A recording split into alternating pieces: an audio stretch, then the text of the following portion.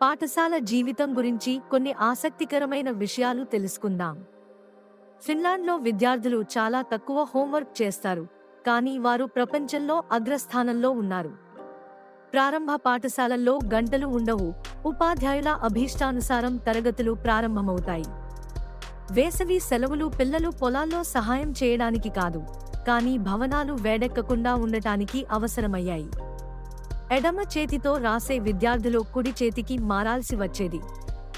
ఇంగ్లాండ్లో Kings school 1400 సంవత్సరాలుగా నడుస్తోంది.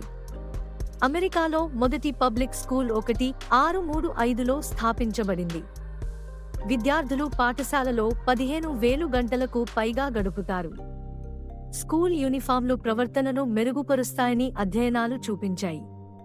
ప్రారంభ పాఠశాల డెస్క్లు ఒకదానికొకటి జతచేయబడేవి, మరియు విద్యార్థులు చాలా కాలం కుర్చీల్లో కూర్చోలేదు.